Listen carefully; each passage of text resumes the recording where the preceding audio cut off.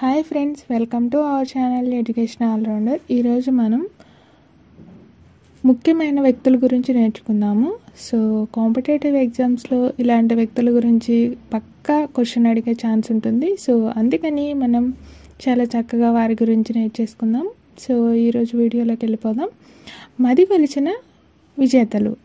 So కొన్ని విజయాలు మన మనసుల్ని పట్టి కుదిపేస్తూ ఉంటాయి. మనము ఏదో సాధించాలనే కాంక్షను ప్రేరణగా నిలుపుతాయి.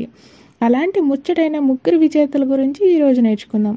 కొడితే ఏనుగు కుంభస్థలాన్నే కొట్టాలన్నట్టుగా మన షట్లర్ కిడాంబి శ్రీకాంత్ స్పెయిన్లో జరిగిన వరల్డ్ ఛాంపియన్షిప్లో రజతం సాధించారు. తెలిసిన విషయమే కదండి. అడపాదడపా విజయాలు సాధిస్తున్న తనకి ఇది ఊపినిచ్చేసింది. దీంతో తను పురుషుల విభాగంలో ప్రపంచ పతకం గెలిచిన తొలి భారతీయ ఆటగాడిగా రికార్డు సృష్టించాడు. పనిలో పనిగా టాప్ 10లోకి దూసుకెళ్లాడు. ఈ ఘనత సాధించడానికి ఎంతో శ్రమించానంటాడు శ్రీకాంత్. ఫిట్నెస్ లేకపోవడంతో కొన్ని టోర్నీలకు దూరం కావాల్సి రావడం, ప్రతిష్టాత్మక ఒలింపిక్స్కి ఎంపిక కాకపోవడం లాంటి సంఘటనల తర్వాత దక్కిన ఈ చిరస్మరణీయ విజయం చిరకాలం గుర్తుంచుకోదగ్గదే కదండి. సో మనం గుర్తుపెట్టుకోవాల్సిన పర్సన్ ఎవరంటే, రాకెట్ ఎలా అయితే ఎగిసిపడుతుందో అదేవిధంగా పేరు తెచ్చుకున్న కిడాంబి శ్రీకాంత్ గారు.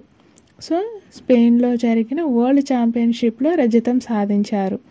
నెక్స్ట్ పర్సన్ వచ్చేసరికి అందం మురిసింది. ఆ పర్సన్ ఎవరో చూసుకుందామా. ఈ ఏడాది ఫెమినా మిస్ ఇండియా కిరీటం గెలిచిన మానస వారణాసి మన తెలుగమ్మాయే. 10 ఏళ్లకే అందాల కళను ఎంచుకొని అన్ని రకాలుగా సిద్ధమై చివరికి అనుకున్నది సాధించింది. ఇప్పుడు తన తర్వాత లక్ష్యం మిస్ వరల్డ్.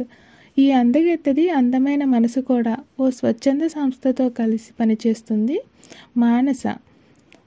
సో మానస విజయంతో తెలుగు రాష్ట్రాల్లో సొగసుల కార్ఖానాలకు మళ్ళీ గిరాకీ రావడం ఖాయమంటున్నారు.